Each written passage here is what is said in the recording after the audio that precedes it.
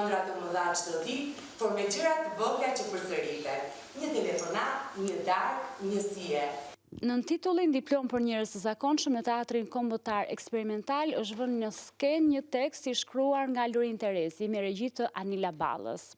3 personazhe, 3 të rinj që vijnë nga 3 realitete të ndryshme, që janë pjesë e shoqërisë, por e gjejnë veten alien në shoqëri, mësojnë se si të bëhen njerëz të zakonshëm. Dhe me njerëz të zakonshëm këtu kuptojmë të bëhen pjesë e një turme, të humbin pak nga origjinali e tyre dhe të përshtaten në shoqëri për të shkrirë me të dhe për të mos u dalluar në të. Në fakt, edhe metafora që jepet përmes kësaj shfaqje është krejt e thjeshtë. Ajo dukuri në për të cilën ne kalojmë çdo ditë në jetën tona, ku e fshehim një pjesë të vetës për të bërë të pëlqyer, të pranuar dhe të mbështetur. Nëse jam me një respetar, them vim nga binja Adami. Nëse jam me ateist, them vim nga majmuni.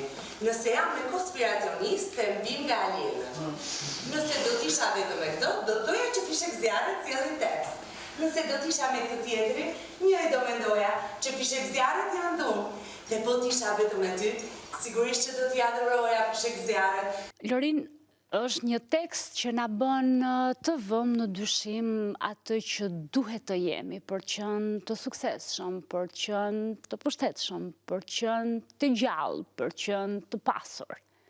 Çfarë ka ngacmuar? Kur niset japësh jetë një shfaqje deri diku absurde, në kuptimin e asaj që trajton, në kuptimin e mënyrës se si ne duhet ta rrëzojmë veten për ta ndërtuar veten. Mund të them që i vështirë ishte vetëm fillimi, domethënë fillimi sa u njoftëm me këto personazhe, sa u gjetën. Anila punon me një formë laborator që para se sa të ketë një tekst, fillon improvizon situata dhe rrethana dhe mund të them që për herë të parë në kohën e shpejtë që është prodhuar kjo, qoftë teksti, qoftë çdo gjë, mund të them që në këtë presion ka qenë era e parë që unë i besoj të pavetëdijshmes. Sepse koha ishte shumë e shkurtër edhe duhet prodhoheshe diçka dhe mendoj që kjo ka qenë shumë thellë brenda vetes, gjithë kjo forma e kësaj, se sigurisht njeriu shkon gjithmonë atje ku ka më shumë përvojë ose ku ka më shumë brumë për të lëvruar. Edhe vetvetiu kjo rodhi si real, duke nis nga një situatë e jashtëzakonshme. Sigurisht është një person shumë i madh, çdo gjë është bërë rrjete sociale, çdo gjë është bërë numra, çdo gjë është bërë klishe. Ti ke një model të miri, ke një model suksesi dhe ti pa pyetur veten a do të jesh si ky model suksesi apo ç'a të bën ty vërtet ndihesh mirë gjitha, ti rend të ndjekësh to shembuj të pafiltruar dhe edhe pa asnjë vlerë morale. Dhe me të drejtë të lind pyetja kush ka të drejtë? Kemi ne të drejtë që mendojmë kështu apo kanë të drejtë ata? Qasja është të mendosh, absurde është që të mendosh që ata janë të suksesshmit, kështu që detyrimisht je i prirur që të gjesh gjëra që ti ngjash atyre. Është një shoqëri e gjithë që po ndërtohet në të formë. Mua më kujtohet, për t'ju referuar shkollës, më kujtohet një histori që një shoku klasës tim i vinte turp, të ngrinte dorën dhe thoshte që ka mësuar, sepse të tjerët nuk kishin mësuar. Edhe nuk donte që ky thoshte që unë jam përgatitur dhe unë jam bërë sepse do ndjeshe keq, sepse pas mësimit ai do socializohesh dhe njerëzit do ta tallin. Kjo është drama e humbjes së vlerës dhe e virtytit. Gjenerata ime që ka prekur pak fillim 90 dhe edhe tani po jeton në këtë, ka qenë një lloj tjetër sistemi gjëje, një lloj tjetër vlerësimi për vlerën.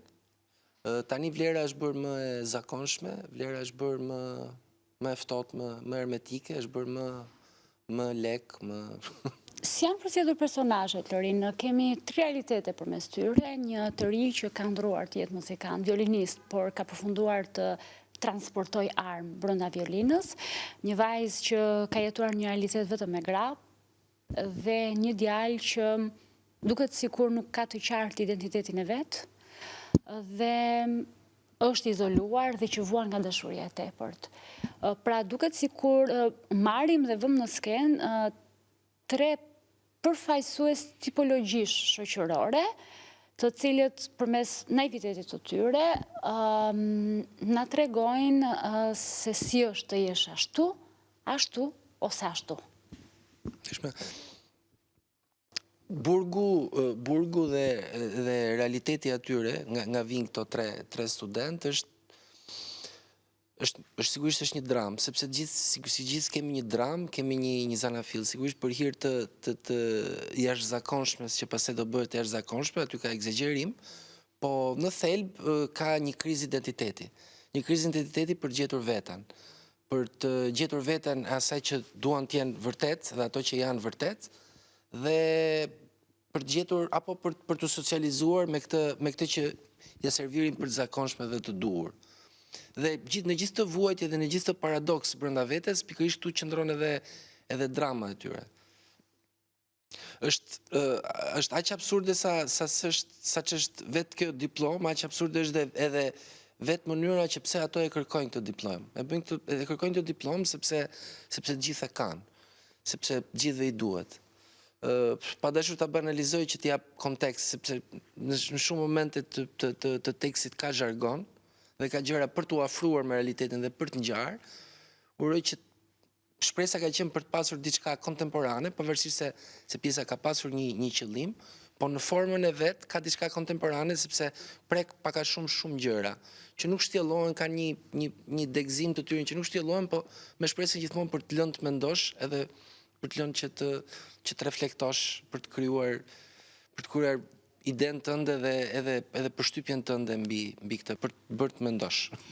Ndërsa shifja shfaqen, po mendoja në fakt që çfarë do të thotë mënyra se si menaxhon veten. Pra unë si gazetare, nëse do kisha zgjedhur që të përdorja rrjetet e mia sociale për të treguar jetën time, sonjt, qerpikët, flokët, njerëzit që takoj, sa bukur flasin, vendet ku shkoj, ose nëse ju si artist do zgjidhni të bënit filma që janë lehtësisht të lidhshëm me publikun, por jo domosdoshmërisht kanë vlera as artistike ose vlera morale ose shoqërore, do ishit shumë i suksesshëm në terma numrash. Por ne kemi zgjedhur të bëjmë ato që bëjmë dhe shpesh gjendemi në këto udhkryqet e kërkimit vetjak dhe e dilemave nëse kam bërë zgjedhjet e duhura, jo se si jemi të qartë për zgjedhjen që kemi bërë, por sepse shohim se valja e madhe e suksesit është në anën tjetër të lumit.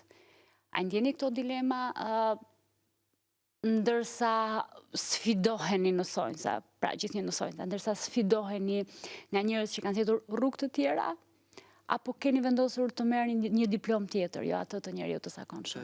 Po, kjo është paradoks, sepse është paradoks shumë i madh brenda vetes. Sigurisht njeriu mbron më shumë atë që ka investuar, ka luftuar dhe mban një pozicion tin për atë që është. Po është paradoksale sepse kështu të paktën në servirje, unë se di se secili ka dramat dhe problemet e tij. Unë them, s'mund të thuaj që këto personazhe janë të lumturit edhe ne jemi më të palumturit, po mendoj që kanë një jetë më të lehtë. Kanë jetë më të lehtë. Flas se ekzistenca në shumë drejtime, ekzistenca e vetes, ekzistenca e mbijetesës dhe gjitha është shumë komplekse, edhe ti shpesh pyet veten që pse e bëra. Po ka pasur një dramë që nuk më kujtohet dhe emri i autorit, që pas kemi lexuar në shkollë, që ishte Duar trokitje.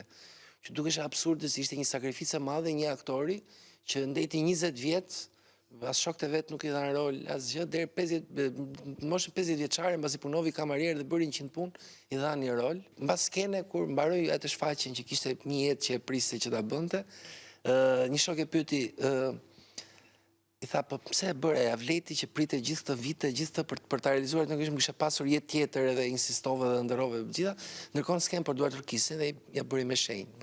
Këtë dramë më bëj vetëm për këtë. Që në fund fare ne gënjemi me një Duar trokitje si sot. Edhe është përmbushje që e zakonshme që nuk e zëvendëson asgjë. Këtë duhet të jenë xheloz ato që se kanë. Lorin, ky është takimin i dytë brenda aktivitetit për dy shfaqje të ndryshme, të realizuar në kuadër të dy javëve të ndryshme kulturore, java e kulturore e Zvicrës dhe java e Evropës, që i kanë dhënë skenë, i kanë dhënë hapësirë artistëve shqiptar dhe ideve të artistëve shqiptar për të vënë në skenë. Çfarë ju bën kjo, të mendoni? Janë dy institucione shqiptare që i besojnë ideve tuaja dhe i vlerësojnë idetë tuaja. Këto dy institucione që pata fatin në dy raste që të mjepesh mundësia, edhe mendoj që jo se kam përfituar unë, po sepse japi një nxitje shumë të madhe për dal nga e zakonshmja, për dal nga klisheja, për të synuar aty thellë brenda se çfarë i duhet shoqërisë tonë. Është vetë thirrja dhe mënyra se si ato e kërkojnë që të detyron që ti të nxjerrësh më të mirën tënde që të shkosh te kjo. Dhe kjo është një e vërtetë që e them me gjithë rrezikun e të qenurit falenderues edhe mirënjohës të gjitha. Kjo është një e vërtetë që duhet pranuar dhe unë jam një nga personat dëshmitar që duart rokas dhe vlerësoj sepse mua vetë parin më ka vënë në punë të mendoj dhe të nxjerr këtë anë vetes që nuk e dija mbase që e kisha. Faleminderit dhe urime për diplomimin. Faleminderit. Po atëherë se ke ardhur këtu? Po se unë kam fobi të dal jashtë. Kam fobi të takoj njerëz. A nuk është një lloj? Unë jam 30 vjeç, në 12 vitet e fundit, unë kam dalë vetëm 4 herë. Njerë kur operova pandesitin, njerë kur qova babin në urgjencë, njerë kur shkova të votoj se donte babi dhe njerë kur vdiq babi. Kaq. Që tani jeni gati për jetën. Do zgjoheni në orar, do bëni atë që duhet dhe do thoni atë që pritet. Dhe mbi të gjitha do dini të mos dalloheni, sepse që tani do të zhdukeni në turm. Një diplom për njerëz të zakonshëm shënoi mbrëmjen e tij të dytë para publikut pas Elbasanit tashmë në Tiranë, duke na treguar për fat të keq se si funksionon shoqëria, se si duhet jemi konformist. Sado që teksti është i bukur, sigurisht për të ardhur vizualisht, Anila është jo e lehtë. Ju keni gjetur disa lëvizje, keni gjetur disa inskenime që na bën të kuptojmë nxënësin, mësuesin dhe gjykatësin e madh që është përballë dhe që nuk është vetëm publiku, por është edhe shoqëria që na sheh, që na përgjon, që na gjykon, por që është aty edhe si presion ndaj nesh. Sa e keni ndjerë dhe ju këtë presion në procesin krijues? Si fillim unë e kam ndjerë si njëri, domethënë, si vajzë, këtë lloj presioni për tu rritur brenda një kornize, cilën në fillim e kërkonte familja, pastaj e kërkonte shoqëria dhe teksa rritesh, kupton që ka shumë gënjeshtër aty brenda. Dhe duhet me veten tënde të shkatërrosh atë që të ka ndërtuar për të ndërtuar diçka tënden të re, vazhdimisht. Po them duke nisur që nga rrobat, domethënë që janë aq banale, e duke ditur edhe historikun e kostumeve, ti kupton se sa banale është gjykosh pse çunat nuk mund veshin dot funde, ndërkohë që para disa vitesh kanë veshur. Dhe bëhet një presion aq i madh në çdo detaj që të dyja sekset të kornizohen brenda disa formave të cilat vetëm shtypin dhe vetëm krijojnë një presion shpesh herë edhe tragjik tek njerëzit dhe tek shoqëria. Ndjej më saktë që ka ndryshime. Dhe për ta lidhur me veprën dhe mënyrën se si e sollëm në skenë, edhe në rastin tim është që mua nuk më pëlqen teatri në teatr, domethënë, ndonjëherë them për shembull, shfaqjet e mia nuk është se kanë shumë elemente ndriçimi, nuk është se kanë shumë muzikë, s'është se ka fikje të madhe dritash, se sikur bëj teatr, ndërkohë që dua të jetë pak raw, shfaqja. Me pak element mendoj që vjen edhe më mirë. Dhe e kam lidhur edhe me metaforikisht po them, me modesti, edhe me klasën. Duke qenë se ne pjesën më të madhe, do me thënë, të rinisë e kalojmë në shkollë, dhe shkolla është një ndër sistemet shtypse më të mëdhaja, do me thënë, sistemi tradicional flas, vetëm shtypje dhe deformim personalitetit krijon, dhe që aty ti kupton që të rriturit, zyshat, tjetër thonë dhe tjetër bëjnë. Dhe ti duhet me veten tënde, duhet të sqarosh disa gjëra me veten tënde, dhe të kuptosh disa të vërteta që pse sillen kështu të rriturit, çka kanë kuptuar këta që ne s'po kuptojmë. Dhe teksa rritesh, të detyrojnë të gjithë që ti të konformohesh. Do të thënë ti po ta shikosh, ka shumë pak është ka rënë aq shumë numri i studentëve që futen në Akademinë e Arteve, kjo edhe për arsye të Akademisë së Arteve, por ka rënë aq shumë sa gjithë shkojnë për o për juridik o për ekonomik. Dhe jo se kanë gjë të keqe, po janë profesione që i kërkon tregu. Pra, profesione që kanë lek, profesione që ti e ke jetesën të sigurt, profesione që ti çohesh mëngjes, pi atë kafe, nikën punë 8 orash dhe jo se kanë gjë të keqe. Do të thënë jeta kërkon siguri. Absolutisht. Por këtë sigurinë duhet na japi shteti, do të thënë sigurinë e jetesës, e një jetese dinjitoze. Anila, ne gjatë shfaqjes njohim 3 personazhe që vinë nga 3 realitete të ndryshme dhe janë histori që ne i dëgjojmë pothuajse çdo ditë, histori vrasjesh, gjakmarrje, të rinj që izolohen nga rrjetet sociale ose nga mënyra se si e ka ndërtuar dhe familja raportin me ta, komunikimin me ta, dhe po ashtu edhe vajza që nuk arrin të gjejnë veten.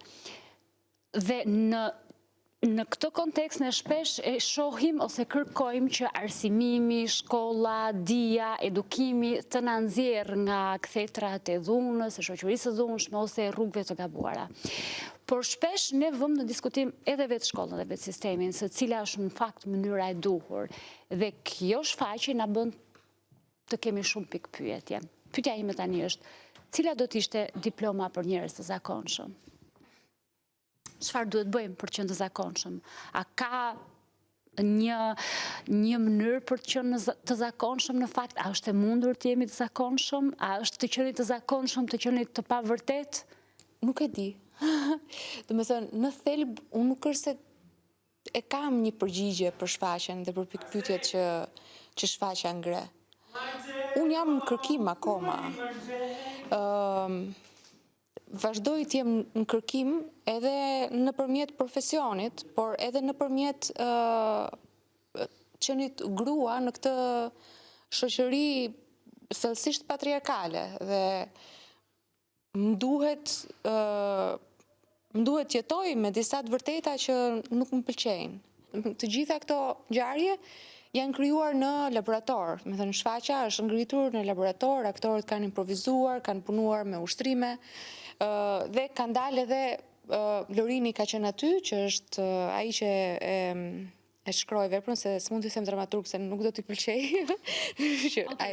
Autori i veprës, ai që hodhi tekstin. Mendoj që teksti ushtri në disa të vërteta dhe ngre një kritik shumë të madhe për një shoqëri shumë, se s'dua të flas me fjalë kapitale dhe s'du të them kjo shoqëria dhe sikur jashtësoj veten time, ndërkohë që jam po aq brenda sa të gjithë, një shoqëri pak mendjelet, do të thënë një shoqëri pak e rrethuar e gjitha drejt dashurisë për vdekjen, do të thënë dashurisë për sendet, për objektet, nuk ka dashuri për tjetrin, për njeriu, ka dashuri për paran, për makinat, për apartamentet, për një fasadë që fundit nuk është se t'jep vetëm një kënaqësi momentale për ta hedhur aty te ato rrjetet sociale.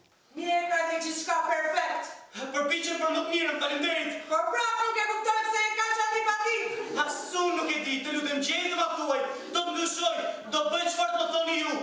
Mendoj që nëse zhvillohet sensi kritik tek secili individ, që prapë i rikthehemi sistemit arsimor, që në asnjë moment nuk e, paktën për aq kohë sa kam qenë unë nxënëse dhe studente, nuk është se zhvillohej ose nxitej mendimi kritik Dhe nuk është se bëj edhe lidhja mes jetës së vërtet dhe jetës në shkollë. Do me thënë ti mësoje disa lëndë dhe thoshe, që të më duhen mua këto? Ndërkohë që është detyre mësuesit më thotë mua, për që do më duhet mua kjo? Dhe të më bëj mua sa më të lehtë për ta përshtatur një jetë dijen. Çfarë do lloj teme qoftë ajo? Pra jetojmë në dy botë, jetojmë në dy botë paralele, sistemet, institucionet kanë një dukje të caktuar dhe ne jashtë këtyre institucioneve kemi jetë tjetër për asaj që shkruhet brenda institucioneve. Kjo është dualizmi përmes të cilit ne po themi shtym jetën tonë, refuzojmë të jemi konformist, por ndërkohë duhet gjejmë mënyrën që të përshtatemi me sistemin. Është një sistem shumë i komplikuar, aq i komplikuar sa është e pabesueshme që vete kemi ndërtuar dhe nuk po dim si ta çndërtojmë. Se ne jemi gjithë pjesëmarrës në këtë sistem dhe tani themi, ky sistemi nuk bën, po ndërkohë we still go on. Vazhdon rreth i vicioz, vazhdon dhe unë habitem, do me thënë unë kam njohur një sistemin tradicional dhe kam mësuar edhe një sistem tjetër, ku kam qenë mësuese më vonë për eksperiencë, do me thënë, një sistem që s'kishte lidhje me tradicionalen, që nxënësit vinin kënaqur në shkollë, kishin qef vinin në shkollë, dhe kënaqeshin te secila lëndë, do me thënë paramendo që fizika, matematika, biologjia ishin lëndë qefi. Se i kishin aty gjitha gjërat, kishin lënë gjitha ato e pruvetat e këto, do me thënë ishte... Laboratorit, ishte qef. Unë jepsha performing arts dhe kisha teatr, do me thënë, mini teatr, i Vockël, po ishte aty, ti e shikoje jetën, brenda në shkollë. Dhe kur futesh te sistemet shkollore tona, thua, flitet për një realitet tjetër. Dhe ndërkohë, e vërteta është krejt tjetër. Mësohet makina me libra. Është të mërshme. Sot diplomuan në skenë 3 individ. Po them individ sepse edhe në shfaqje ata identifikon me numra dhe jo me emra dhe bën pjesë e turmës. Dhe ne dim që turma kur është bashkë, kthehet në një trup të vetëm dhe është e vështirë ta menaxhosh. Sa vështirë është që njeriu të jetë individ, jo pjesë, molekule, turmës? Mendoj që ka qenë gjithmonë e vështirë. Paramendoj që kur njeriu filloi, do me thënë, grupohej me njëri tjetrin dhe gjithë zhvillimin, mendoj që ka qenë e vështirë. Po sepse qenit unik dhe individ unik në këtë shoqëri ka rrisjet e veta, po ka dhe detyrimet e veta. Do me thënë, ti si individ me një sens kritik të fortë, ti nuk mund ta ndërtosh veten jashtë shoqërisë. Ti e ndërton veten edhe për shoqërinë. Pra ti e punon edhe për shoqërinë, edhe për veten. Ti, do me thënë, unë të paktën e shikoj sikur të gjithë njerëzit në fakt janë në shërbim të shoqërisë. Çfarë do lloj pune që bëjnë? Është shërbimi të përbashkëtës dhe ka humbur aq shumë e përbashkëta, dhe kjo shikohet edhe kur del jashtë në rrugë, që nuk kam, do me thënë, hapësira publike është aq e limituar sa duhet vazhdimisht uzurpohet. Dhe kjo vjen me rrisjet mëdhaja. Por, prapë them që është ai sistemi që ne ndërtum, edhe tash po themi, s'bën. Ç'a të bëjmë? Vazhdojmë. Marrim diplom për njerëz të zakonshëm. Marrim një diplom, do të thënë, si Sartri që është te pa rrugdalje. Vazhdojmë. Në fund fare ashtu e mbyll. Vazhdojmë me ferrin, vazhdojmë. Faleminderit.